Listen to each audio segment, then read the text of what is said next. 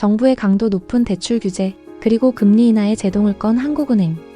서울 집값 과연 꺾일 수 있을까요?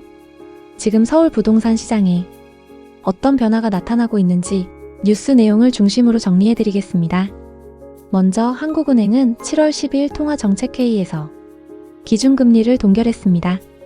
이창용 하는 총재는 수도권 주택가격 상승이 일어나지 않도록 기대 심리를 안정시키고 가계부채를 관리하는 것이 정책 우선순위라고 밝혔습니다. 경기 침체 우려에도 불구하고 과도하게 오른 집값을 잡는 게 이번 통화정책의 핵심 목표로 작용한 겁니다. 정부는 앞서 6월 27일 대출 규제 대책을 발표했죠. 그 영향은 곧바로 거래량에 나타났습니다.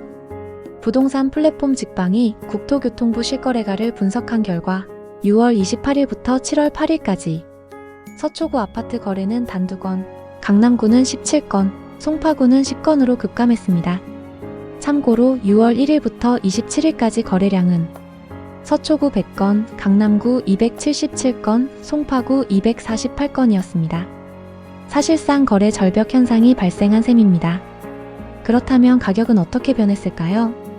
한국부동산원에 따르면 7월 1주차 서울 아파트 값은 0.29% 상승했습니다. 이는 전주 0.40%보다 상승폭이 줄어든 수치입니다.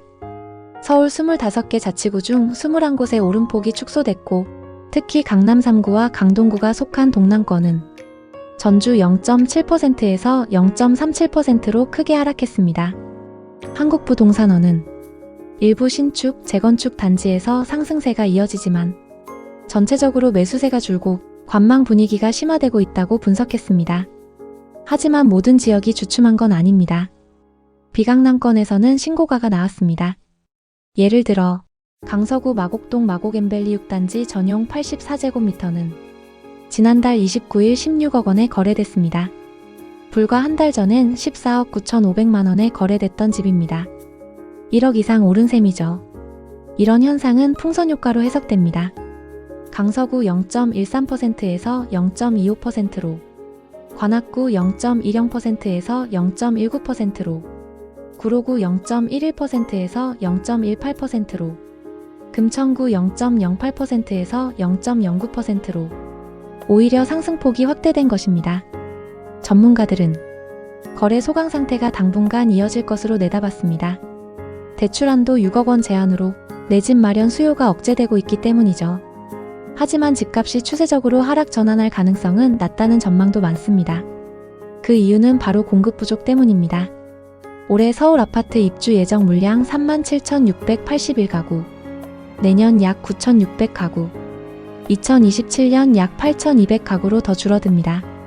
특히 강남 3구와 용산구의 경우 내년 입주량이 3,000가구 안팎에 불과합니다. 우리은행 함영진 랩장은 정비사업도 이주비 대출 규제 영향을 받기 때문에 가격 상승률 둔화와 거래 감소는 불가피하다고 말했습니다. 하지만 강남권 분양 선호와 공급 감소로 인해 실질적인 가격 하락을 기대하긴 어렵다고 분석했습니다. 윤지의 부동산 i14 랩장은 이번 대출 규제가 워낙 강력해 고가 지역 중심의 거래 급감과 단기 하락은 가능하다고 했습니다. 하지만 그 역시 일시적인 조정일 가능성이 크다며 결국엔 현금 부자들이 다시 시장에 진입해 기존의 상승 추세를 이어갈 수 있다고 전망했습니다. 정리하면 정부의 강력한 대출 규제와 금리 동결은 시장에 분명한 제동 신호를 주었습니다. 강남권은 거래 절벽에 빠졌지만 비강남권은 대래 풍선 효과로 신고가를 갱신하고 있습니다. 그리고 지금의 공급 감소, 그리고 대기 중인 현금 자산가들이 앞으로의 시장을 다시 움직이게 될지도 모릅니다. 앞으로 서울 부동산 과연 어떤 방향으로 흘러가게 될까요? 여러분의 생각은 어떤가요? 댓글로 의견 남겨주세요. 영상이 도움이 되셨다면 좋아요와 구독도 부탁드립니다. 감사합니다.